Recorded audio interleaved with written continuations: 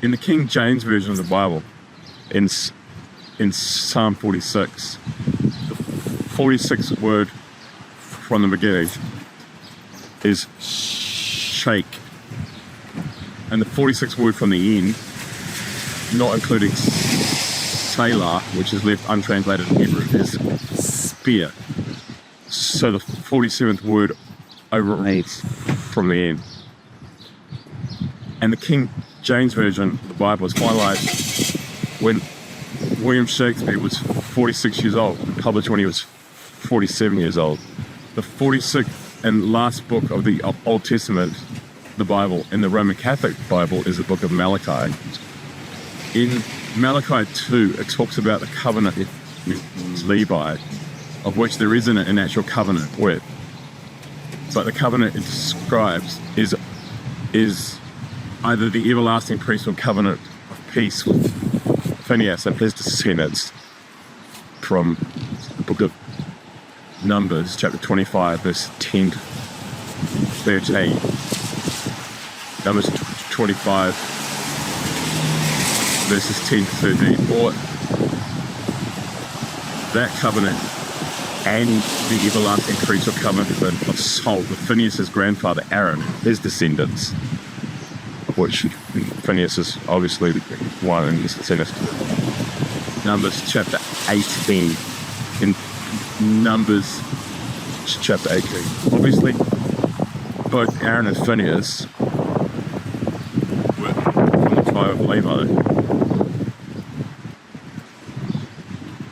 Phineas was a descendant of Aaron too, so both the covenants are related to Phineas and his descendants. Gematria for Levi is 46 too. 46. And in Malachi chapter 4, the prophecy about Elijah having to return before the Messiah, the great and terrible day of the Lord, the great and terrible day of the Lord, uses a version of the name Elijah that is not found elsewhere in the Bible, and it has gematria of 46 as well. Matthew, the first book of the New Testament, and hence the 47th book of the Roman Catholic Bible, mentions that Jesus says that John the Baptist is the Elijah prophesied in Malachi 4, in a manner of speaking. Like John the Baptist himself said he wasn't. So obviously he had the spirit and power of Elijah without actually being the returning Elijah, without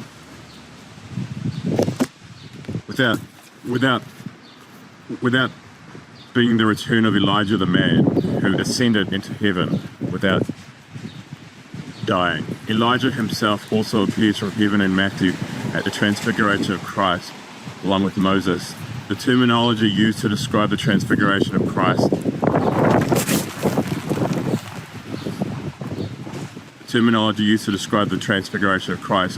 the Gospel of Luke, the phrase, suddenly two men dressed in white appeared. This is also used in the ascension of Christ in Acts chapter 1.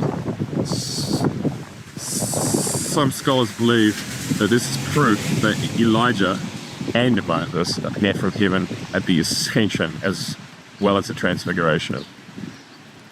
Matthew is also known as Levi, which, as I said, has gematria 46, and John the Baptist was a Levite, a descendant of Aaron, although no one is sure if he was a descendant of Phineas as well.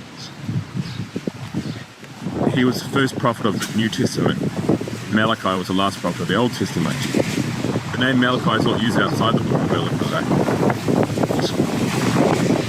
That name means my messenger, or my angel. It uses the same 5 letters in Hebrew in a different order to the name Michael, who amongst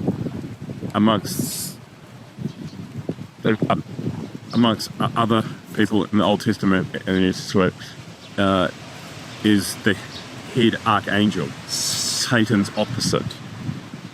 In fact, Malachi and Michael in Hebrew start with the same letter, and the other four letters are in the reverse order to each other. There is a strong tradition in Judaism, and even amongst some prominent Christian commentators over the years, that Malachi is actually Ezra.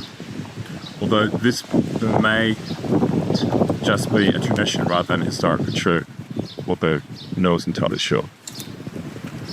And Ezra is both the descendant of Phineas and Aaron, although Ezra was a descendant of both Phineas and Aaron. Also, he was a descendant of Zadok, who also was a descendant of Aaron and Phineas. The sons of Zadok in the millennial kingdom of Israel, perhaps a church as well, is outlined in Ezekiel 47-48.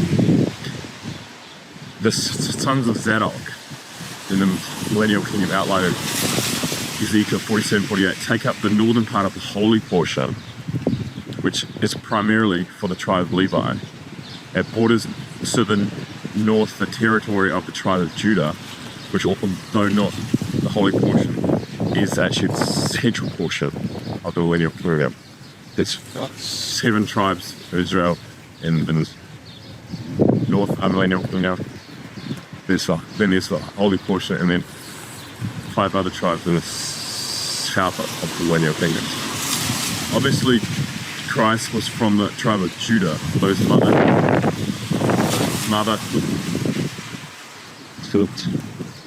Mary, her mother was Levite. They're both, Mary and Jesus, both closely related to John the Baptist, so it's some form of cousins. Ezra was the 42nd generation from Adam and a descendant of Aaron and Zadok. Using genealogies in Genesis 5, Genesis 11, Exodus 6, and Ezra 7, this 42 generation genealogy from Adam to Ezra same to be there in the Bible. In Matthew chapter 1, there is a genealogy of Jesus from Abraham that is in 3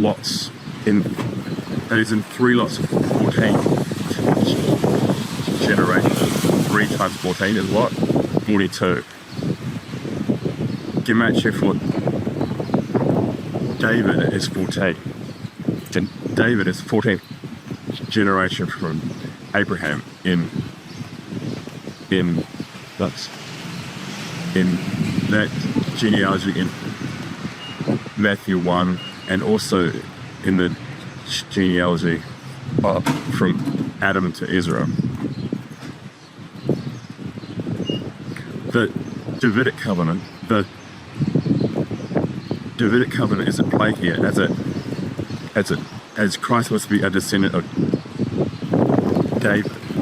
The genealogy from Abraham to David is the intersection, the only part in common between 42 generations genealogies. Jesus to Adam to Israel and Abraham to Japheth. The 14th generation from Adam to Israel is Heber, so known as Heber. He is said to have lived for 464 years in Genesis 11 in the Masoretic text of the Old Testament, which is used in the Hebrew Bible and the Protestant Old Testament. And 464. 4 plus 6 plus 4 is 14, which is gematria for David. David is in Hebrew is D V D.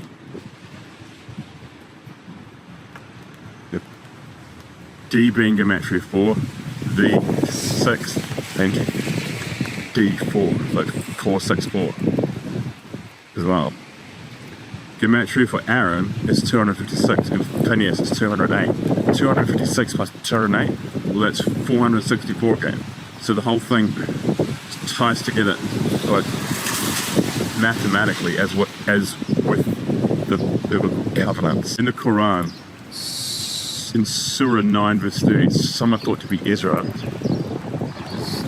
of Christ, was there, is described as the son of Allah to Jews.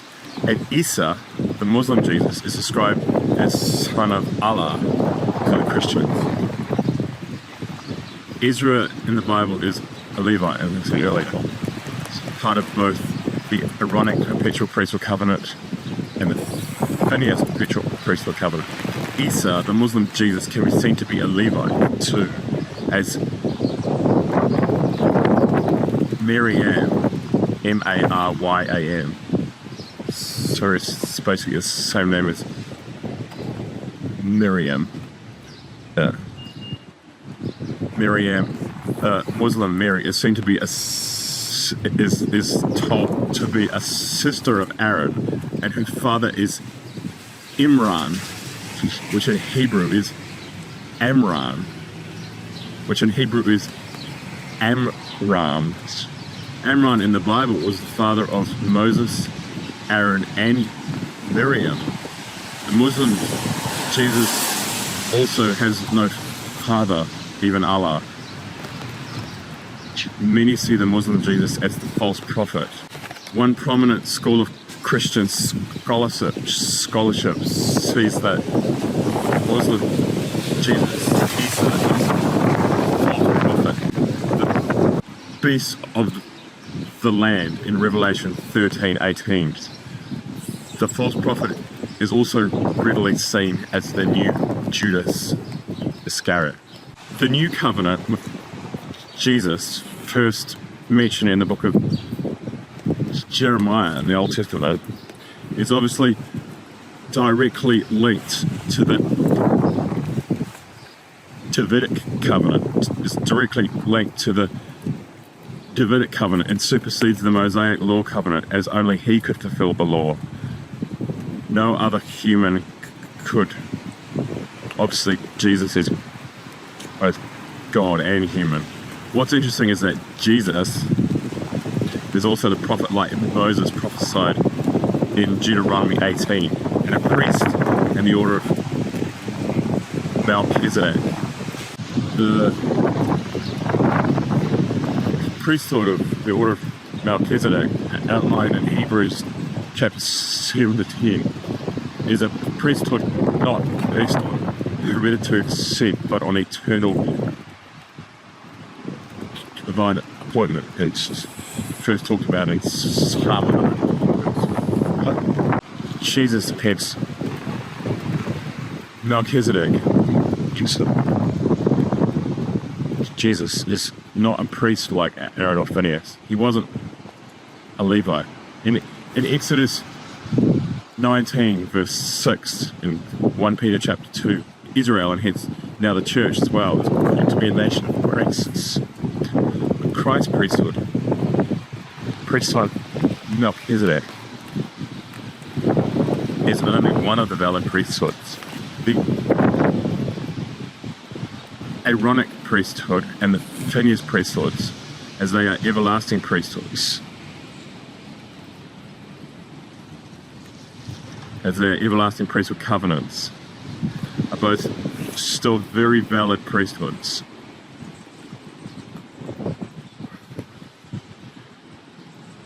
Only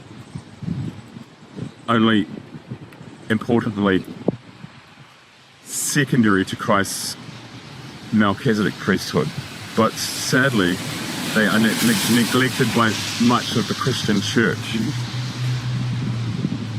It's safe to say that just like Aaron and Phineas were both close relations to both each other and Moses,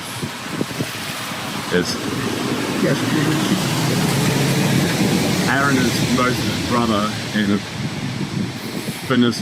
Phineas is Aaron's grandson, hence Moses' great nephew. Just like Aaron and Phineas are both close relations to each other, the everlasting priestly covenants with Aaron and Phineas are closely related, and it's complementary to the Mosaic law covenant, and hence the new covenant with Christ, which superseded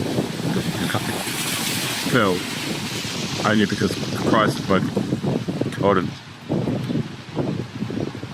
is fulfilled and superseded by Christ, actually.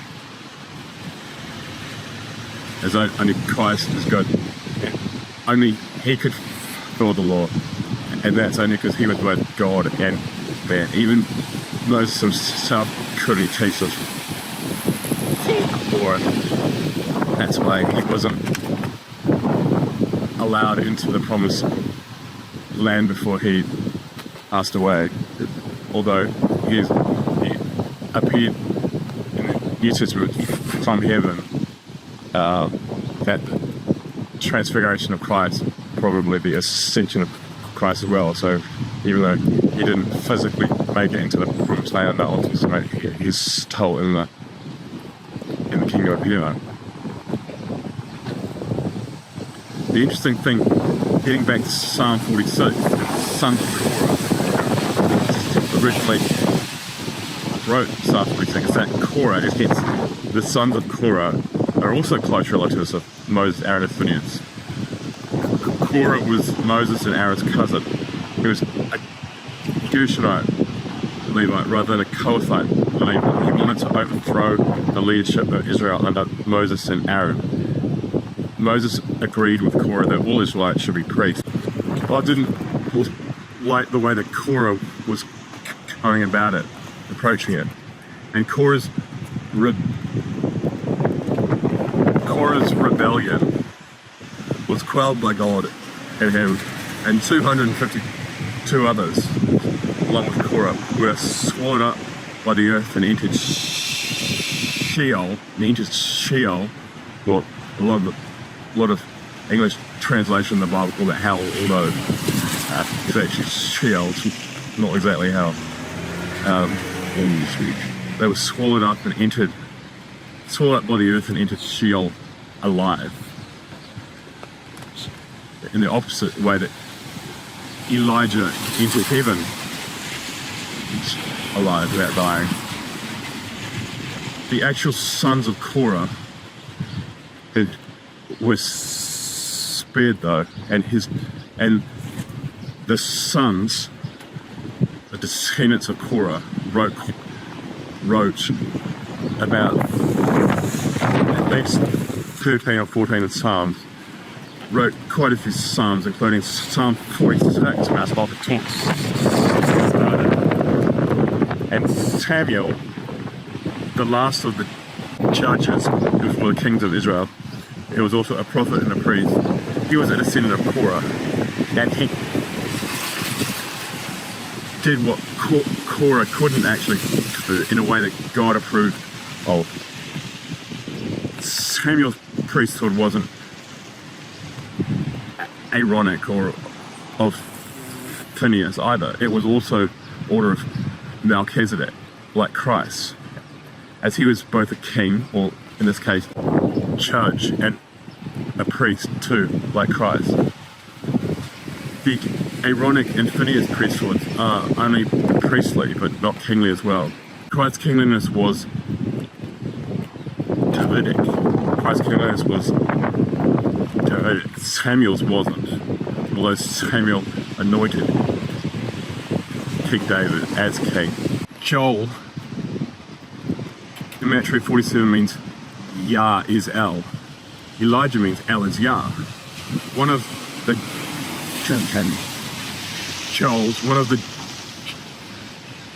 Joels in the Bible is the son of Samuel, who I just mentioned, and the father of Heman, who also wrote a psalm. They are all sons of descendants of Korah.